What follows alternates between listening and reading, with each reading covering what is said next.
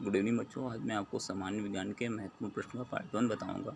जो बच्चे UPT PSC SSC और पेट की तैयारी कर रहे हैं उनके लिए काफ़ी महत्वपूर्ण प्रश्न है। क्वेश्चन नंबर 1 बच्चों हम लोग देखेंगे, निम्न में से कौन सा हाइड्रोजन का आइसोटोप है। इसका ऑप्शन नंबर डी आपका करेक्ट होगा। क्वेश्चन नंबर सेकंड हम लोग बच्चों देखेंगे, मानव शरीर में सबसे छोटी हड्डी कौन सी होती है। बच्चों मानव शरीर में सबसे छोटी हड्डी स्टेपिज होती है, जिसको हम लोग कान की हड्डी भी बोलते हैं। अगर सबसे बड़ी हड्डी पूछी जाए मानव शरीर में कौन सी होती है, वो फीमर होती है, जिसको हम लोग जांघ की हड्डी भी कहते हैं। क्वेश्चन नंबर 3 बच्चों हम लोग देखेंगे, परमाणु विखंडन प्रतिक्रिया के दौरान उत्पन्न ऊर्जा का प्रयोग किया जाता है। बच्चों इसका ऑप्शन नंबर बी आपका करेक्ट होगा, बिजली बनाने में। क्वेश्चन नंबर 5 हम लोग देखेंगे बच्चों, निम्न में से किसमें अधिक ताप है। तो इसका ऑप्शन नंबर सी आपका करेक्ट होगा।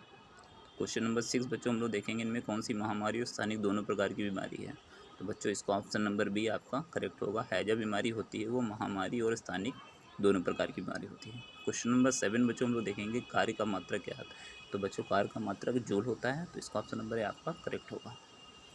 क्वेश्चन नंबर 8 बच्चों हम लोग देखेंगे, प्रकाश वर्ष किसकी इकाई है। बच्चों प्रकाश वर्ष दूरी की इकाई होती है। जैसे एक राज्य से दूसरे राज्य की दूरी को नापने के लिए एक राज्य से दूसरे राज्य की दूरी नापने के लिए हम लोग किलोमीटर का प्रयोग करते हैं, वैसे ही एक ग्रह से दूसरे ग्रह की दूरी को नापने के लिए प्रकाश वर्ष का प्रयोग होता है। तो प्रकाश वर्ष किसकी इकाई हो गई, दूरी की। तो इसका ऑप्शन नंबर ए आपका करेक्ट होगा। क्वेश्चन नंबर 9 अब हम लोग देखते हैं बच्चों, सड़क पर चलने की अपेक्षा बर्फ़ पर चलना कठिन है, क्योंकि बच्चों जिस सतह पर हमको चलना है अगर उसका घर्षण अधिक है तो उस पर चलने में हमको कठिनाई नहीं होगी, उसमें हम आसानी से चल सकेंगे। और जिस सतह का घर्षण कम होता है उस पर उतनी ही कठिनाई आती है हमारे चलने में। तो इसलिए उसका ऑप्शन नंबर डी आपका करेक्ट होगा कि बर्फ़ में सड़क की अपेक्षा घर्षण कम होता है। क्वेश्चन नंबर 10 बच्चों हम लोग देखेंगे, सबसे बड़ा अणु कौन सा है जो मानव तन का एक हिस्सा भी है। तो बच्चों गुणसूत्र 1 सबसे बड़ा अणु होता है जो मानव तन का एक हिस्सा भी है। इसका ऑप्शन नंबर ए आपका करेक्ट होगा। क्वेश्चन नंबर 11 हम लोग देखेंगे, पहले प्रकाश की गति को किसने मापा था। तो इसका जो ऑप्शन आपका बी करेक्ट होगा, ओलास रोमन ने नापा था। क्वेश्चन नंबर 12 बच्चों हम लोग देखेंगे, गिरगिट रंग क्यों बदलता है। इसका ऑप्शन नंबर बी आपका करेक्ट होगा, गर्मी प्रबंधन के लिए रंग बदलते हैं। क्वेश्चन नंबर 14 हम लोग बच्चों देखेंगे, विटामिन B1 की कमी से कौन सी बीमारी होती है। तो बच्चों विटामिन B1 की कमी से बेरी नामक बीमारी होती है, तो इसका ऑप्शन नंबर डी आपका करेक्ट होगा। क्वेश्चन नंबर 15 बच्चों हम लोग देखेंगे, राइनो वायरस की वजह बनता है। तो आम जुकाम होता है बच्चों, वो राइनो वायरस की वजह बनता है, तो इसका ऑप्शन नंबर ए आपका करेक्ट होगा। क्वेश्चन नंबर 16 बच्चों हम लोग देखेंगे, एलपीजी जिसको हम लोग लिक्विफाइड पेट्रोलियम गैस भी कहते हैं, किन किन गैसों का मिश्रण है। तो बच्चों एलपीजी गैस ब्यूटेन और प्रोपेन गैसों का मिश्रण होती है, तो इसका ऑप्शन नंबर सी आपका करेक्ट होगा। क्वेश्चन नेक्स्ट हम लोग क्वेश्चन देखेंगे बच्चों, प्रकाश तरंगे किस प्रकार की तरंगे होती हैं। बच्चों प्रकाश तरंगे अनुप्रस्थ तरंगे होती हैं, तो इसका ऑप्शन नंबर ए आपका करेक्ट होगा। बच्चों मोस्ट इंपॉर्टेंट क्वेश्चन जो बार बार एग्जाम्स में पूछे जाते हैं वो मैंने यहाँ मेंशन कर दिए हैं, आप एक नोटबुक में इनको नोट भी कर सकते हैं।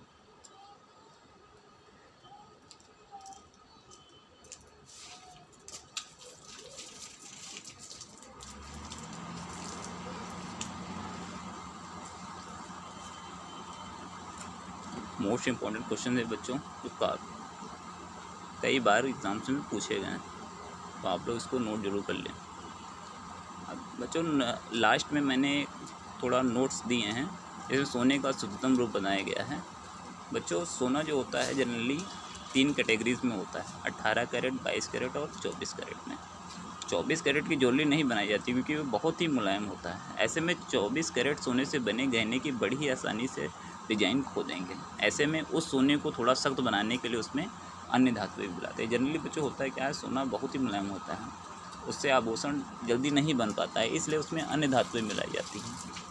तो उसमें अन्य धातुओं में चांदी, तांबा और जिंक होती हैं, ये सब आदि धातुएं होती हैं जो सोने में मिलाई जाती हैं। अब इसके बाद हम लोग देखेंगे शुद्ध सोने का प्रतिशत। बच्चों जो 24 कैरेट सोना उसमें जो शुद्ध सोने का प्रतिशत होता है वो 99.99% होता है, और 22 कैरेट में 91.67% होता है। लगभग 8.33% जो होती हैं वो दूसरी धातुएं मिलाई जाती हैं, जैसे मैंने आपको ऊपर बताया था, चांदी, तांबा और जिंक इत्यादि। 18 कैरेट में 75% सोना होता है। बच्चों ये लास्ट में मैंने जो मेंशन किया है, ये कई बार क्वेश्चन गवर्नमेंट एग्जाम में पूछा गया है कि शुद्ध सोने का प्रतिशत ज्ञात कीजिए। तो शुद्ध सोने का प्रतिशत निकालने का मैंने फार्मूला आपको मेंशन कर दिया है। कैरेट सोना, जिस कैरेट के सोने का निकालना है 18, 22, 20 अपॉन में 24 × 100। उदाहरण भी मैंने नीचे दे दिया है। कि 22 कैरेट सोने में शुद्ध होने का प्रतिशत ज्ञात कीजिए। तो शुद्ध सोने का प्रतिशत निकालने के लिए बच्चों 22 लिखेंगे, जिस कैरेट का निकालना है, अपॉन में 24 इंटू 100। तो इसमें आपका जो आंसर आएगा वो 91.67% आएगा। बच्चों मेरा अगर चैनल आपको अच्छा लगा हो तो इसको लाइक और सब्सक्राइब जरूर कर दें। इसका पार्ट सेकंड में जल्दी अपलोड करूँगा। थैंक यू बच्चों।